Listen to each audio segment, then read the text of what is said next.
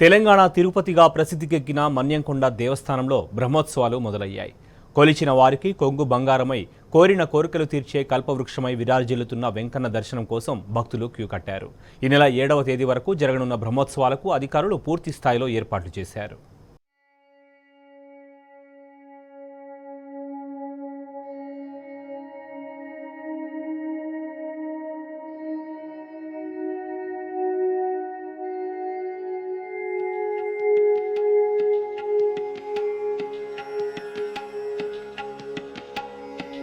తెలంగాణ వైకుంఠంగా పేదల తిరుపతిగా ప్రసిద్ధికెక్కింది. పూర్వం మునులు తపస్సు చేయడం వల్ల ఈ కొండను మునుల కొండ అని కూడా పిలుస్తుంటారు. అదే కాలక్రమేణా మన్యంకొండగా మారిందని స్థల పురాణం చెబుతోంది. సుమారు 600 సంవత్సరాల చరిత్ర కలిగిన ఈ దేవస్థానంలో తవ్వని కోనేరు, చెక్కని స్వామివారి పాదాలు, ఉలిముట్టని విగ్రహం ప్రసిద్ధిగాంచాయి. మన్యంకొండ క్షేత్రంలో శ్రీ లక్ష్మీ వెంకటేశ్వర స్వామి దేవస్థానంలో స్వామివారు గుట్టపై కొలువుదీరగా దిగువ కొండ వద్ద అలమేలు మంగతాయారు కొలువుదీరి ఉన్నారు. ప్రతి ఏటా మాఘశుద్ధ పౌర్ణమి రోజున బ్రహ్మోత్సవాలు నిర్వహించడం ఆనవాయితీగా వస్తోంది. ఈ ఏడాది జనవరి 31న బ్రహ్మోత్సవాలు మొదలు కాగా ఈ నెల 7వ తేదీ వరకు బ్రహ్మోత్సవాలు జరగనున్నాయి. బ్రహ్మోత్సవాల్లో భాగంగా గరుడ వాహన సేవతో పాటు 5వ తేదీన రథోత్సవం, అమ్మవారి కళ్యాణోత్సవం వైభవంగా జరగనున్నాయి. ఈ నెల 9 వరకు ఉత్సవాలు కొనసాగనున్నాయి. ఇది ఒకప్పుడు మునుల కొండ. చేత్తాద శ్రీ వైష్ణవ భాగవతోత్తములు స్థాపించిన దేవాలయం. ఇది చాలా అద్భుతమైన కోవెల. కోరిన కోరికలను తీర్చే ఇలవేల్పు. ఎంతోమంది భక్తుల కోరికలను కొంగు బంగారంగా నిలిచిన మన్యంకొండ శ్రీ వెంకటేశ్వర స్వామి తెలంగాణ తిరుపతిగా భాసిల్లుతుంది. ప్రతి సంవత్సరం కూడా కొత్త హంగులతో ఈ దేవాలయం తీర్చిదిద్దబడుతుంది. ముఖ్యంగా తెలంగాణ ఏర్పడిన తర్వాత మన్యంకొండ చాలా అద్భుతంగా అభివృద్ధి కార్యక్రమాలు చేపట్టింది. ఎన్నో అభివృద్ధి కార్యక్రమాలు చేపడుతుంది. దినదినాభివృద్ధి చెందుతూ భక్తులకు అనేక సౌకర్యాలు కల్పిస్తూ సంవత్సరం కొత్త హంగులతో ఎంతోమంది భక్తుల మన్నలను పొందుతున్న కోవెల ఇది. ఎత్తైన గుట్టలు, పచ్చని చెట్లు, పక్షుల కిలకిలలు, ప్రశాంత వాతావరణం, చల్లని గాలితో ప్రకృతి రమణీయతకు కేంద్రంగా నిలుస్తోంది మన్యంకొండ శ్రీ వెంకటేశ్వరుని క్షేత్రం. దాదాపు 600 సంవత్సరాల క్రితం తమిళనాడులోని శ్రీరంగం సమీపంలో గల అలహరి గ్రామ నివాసి అలహరి కేశవయ్య కలలో శ్రీనివాసుడు కనిపించాడట. కృష్ణానది తీర ప్రాంతంలో గల మన్యంకొండపై తాను వెలిశానని, అక్కడ తనకు నిత్య సేవా కార్యక్రమాలు నిర్వహించాలని కలలో ఆదేశించాడట. తాను అక్కడే వెలిశానని చెప్పి అంతర్ధానం అవ్వడంతో అలహరి కేశవయ్య తన కుటుంబ సభ్యులతో కలిసి మన్యంకొండ సమీపంలో గల కోటకదిరలో నివాసం ఏర్పరచుకొని గుట్టపైకి వెళ్లి సేవ చేయడం ప్రారంభించారు. అదే క్రమంలో చెక్కని శిలారూపంలో గల వెంకటేశ్వర స్వామి ప్రతిమ కూడా లభించడంతో దానిని ఆలయంలో ప్రతిష్ఠించి నిత్య ధూపదీప నైవేద్యాలతో కొలుస్తున్నారు. వీటితో పాటు దేవస్థానం మండపంలో ఆంజనేయ స్వామి, గరుడాల్వార్ విగ్రహాన్ని కూడా ప్రతిష్ఠించారు. అలహరి వంశానికి చెందిన హనుమద్దాసుల వారి కీర్తనలతో మన్యంకొండ ఖ్యాతి గడించింది.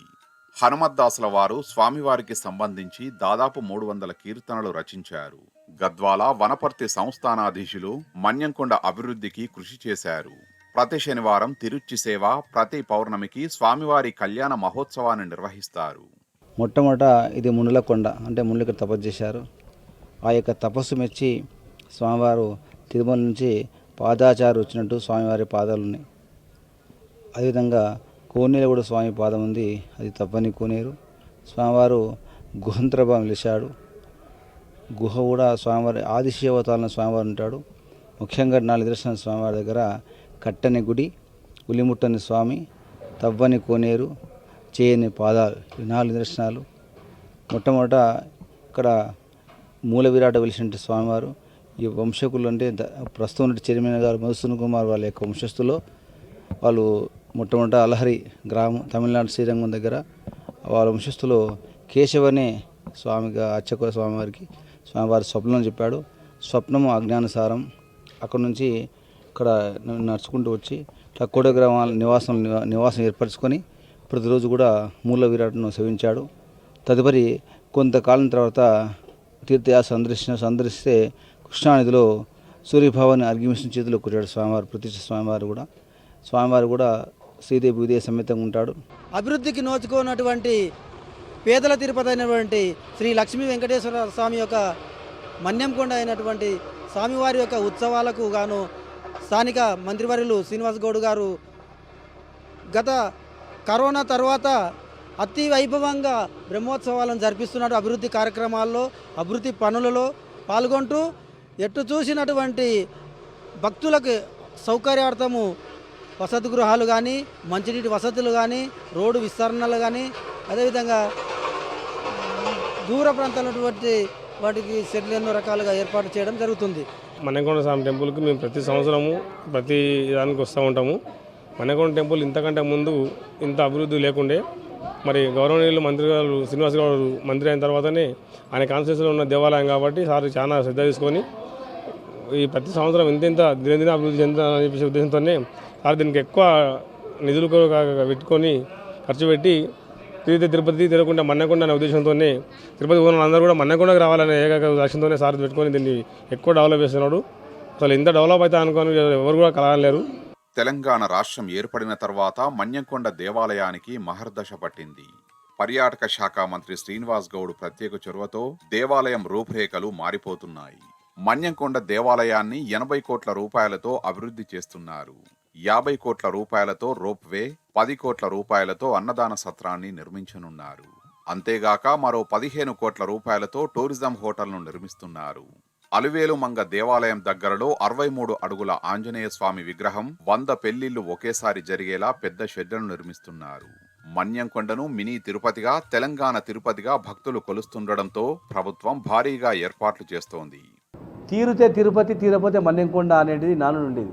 తిరుపతికి పోలేని భక్తులు కూడా మన్యంకొండ పోయినట్లయితే వాళ్ళు కూడా ఆ దర్శనం చేసుకున్నట్లే అనేటువంటివి స్వయంభూ వెంకటేశ్వర స్వామి, మన్యంకొండ వెంకటేశ్వర స్వామి. తెలంగాణ రాకముందు అక్కడ పరిస్థితి స్నానాలు చేయడానికి కూడా కోనేరులో నీళ్ళు లేక, తాగడానికి నీళ్ళు లేక నిర్లక్ష్యానికి గురైనటువంటిది. కానీ 8 సంవత్సరాల్లో మంచి చెట్లు, రోడ్స్ ఉండడానికి అక్కడ పైన 18 గదులు, కళ్యాణ మంటపాలు, 100 పెళ్ళిళ్ళు చేసుకోవడానికి ఉపయోగపడే కళ్యాణ మంటపం, అతిపెద్ద కళ్యాణ మంటపం, పైన స్టే చేయడానికి 18 రూములతో పాటుగా మంచి మోడర్న్ లైటింగు, 30 ఫీట్ల రోడ్డు ఇప్పుడు దాదాపు 80 ఫీట్ల రోడ్డు చేయడము, సెంటర్ డివైడరు, లైటింగు, హోటల్స్, అదేవిధంగా టూరిజం ఆధ్వర్యంలో అతిపెద్ద హోటలు. తెలంగాణ రాష్ట్రంలోనే మొట్టమొదటి రోప్వే మన్యంకొండ టెంపుల్ దగ్గర రాబోతూ ఉంది. ఎత్తైనటువంటి కొండ కనుక కింద నుంచి పైకోవడానికి ఒక మంచి స్కోప్ ఉన్నటువంటి అతిపెద్ద దేవాలయం కనుక అక్కడ రోప్వే రాబోతూ ఉంది. ముఖ్యమంత్రి గారు అడగగానే నిధులు ఎన్నైనా సరే దక్షిణ తెలంగాణలో అతిపెద్ద దేవాలయం అది, దాన్ని డెవలప్ చేయండి అని చెప్పి ఆదేశించడం జరిగింది. ఈ ఏడాది బ్రహ్మోత్సవాల కోసం భక్తుల రద్దీని దృష్టిలో పెట్టుకొని క్యూ లైన్లు, నీటి వసతి, టాయిలెట్లు, పార్కింగ్ కోసం ప్రత్యేక ఏర్పాట్లు చేశారు. సుమారు 4 లక్షల మంది వరకు ఈ బ్రహ్మోత్సవాలకు హాజరవుతారని ఆలయ కమిటీ అంచనా వేస్తోంది. స్నానాలకు షవర్లు, నల్లాలు ఏర్పాటు చేశారు. దాసంగం షెడ్డు, విశ్రాంతి షెడ్లు అందుబాటులో ఉన్నాయి. రాయచూరు రహదారి నుంచి ఘాట్ సెక్షన్ మొదలయ్యే వరకు రోడ్డుకు డివైడర్ ఏర్పాటు చేసి డబుల్ లైన్ గా మార్చారు. ఇప్పటికే తేరు మైదానంలో దిగువన దుకాణాలు వెలిశాయి. పోలీసులు బందోబస్తు ఏర్పాటు చేశారు. మన్యంకొండ శ్రీ లక్ష్మీ వెంకటేశ్వర స్వామి బ్రహ్మోత్సవాలు తెలంగాణ తిరుపతి అంటుంటారు ఇక్కడ ప్రజలు. ఈ నెల 31 నుంచి వచ్చే నెల మార్చి 9 వరకు సుమారు 40 రోజుల పాటు ఉత్సవాలు జరుగుతాయి ఇక్కడ.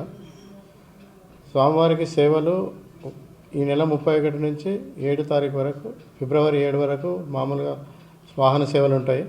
ముఖ్యమైన రోజు రథోత్సవం 5వ తేదీ ఫిబ్రవరి ఆదివారం రోజు. ఆ రోజు స్వామికి గరుడ వాహన సేవ, రాత్రికి రథోత్సవం జరుగుతుంది. సుమారు ఆ రోజు 1 లక్ష వరకు భక్తులు స్వామిని దర్శించుకుంటారు.